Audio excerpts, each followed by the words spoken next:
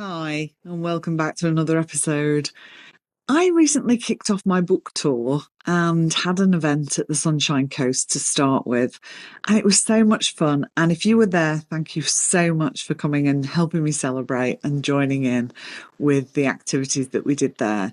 One of the things that I got people to do is I put up a piece of card on the wall and left some post-it notes and some pens. And on the piece of card was a question.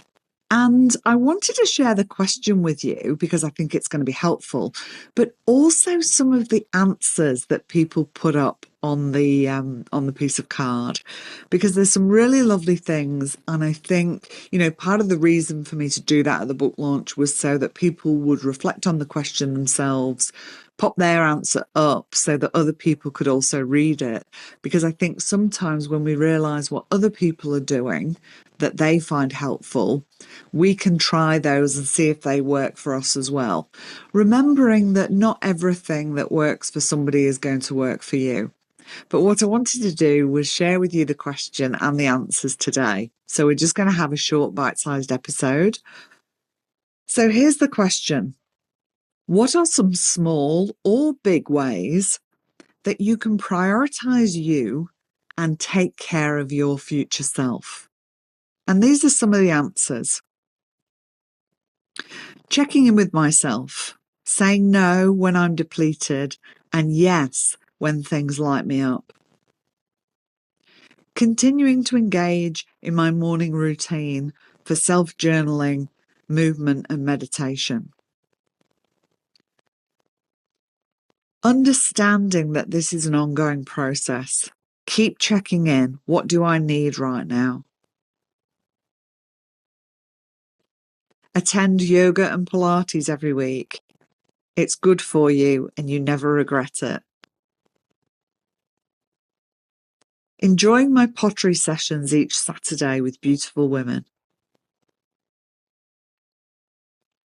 Being mindful more. Breathe. Love me. Invest in the time I need for exercise and meditation. Drink my tea before it's cold each day. I wonder how many people, especially if you're mums, can relate to this one. Make time to surf more and work on my health. Make time for the things that matter to me and fill up my cup and stick to the time. I love that they put that, because we can have these intentions and then actually not prioritize them. Something else might come up and we put that ahead of the thing we want to do.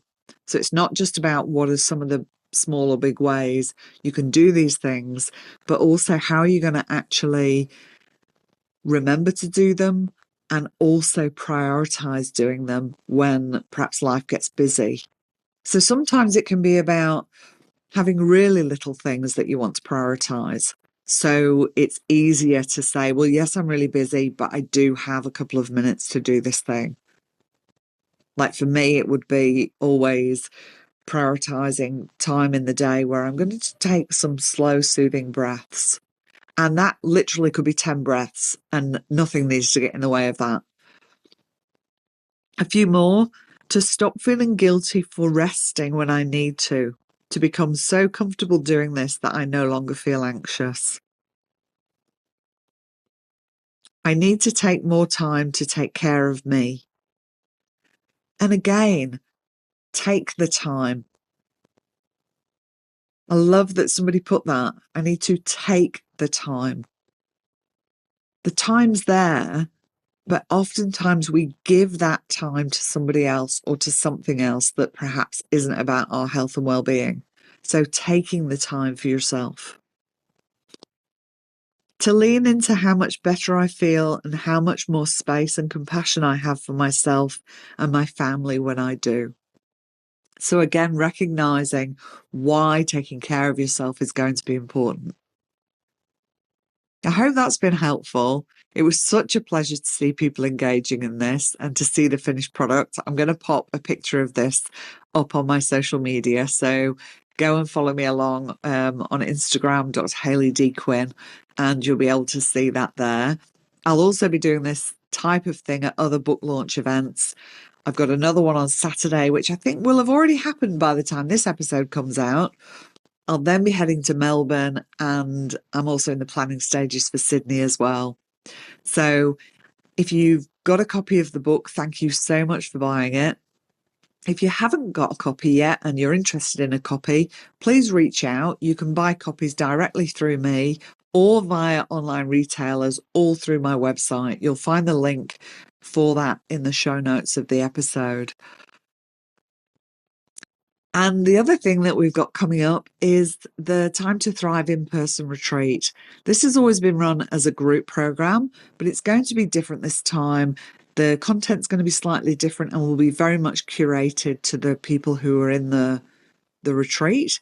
It's a small, intimate retreat with a maximum of 6 guests. So please reach out if you're interested in that. And again, you can find the link for that in the show notes. I hope you loved last week's episode with Sarah as well and found that really helpful. I look forward to coming back to you with another episode next week. In the meantime, go well and go gently with yourselves. Bye.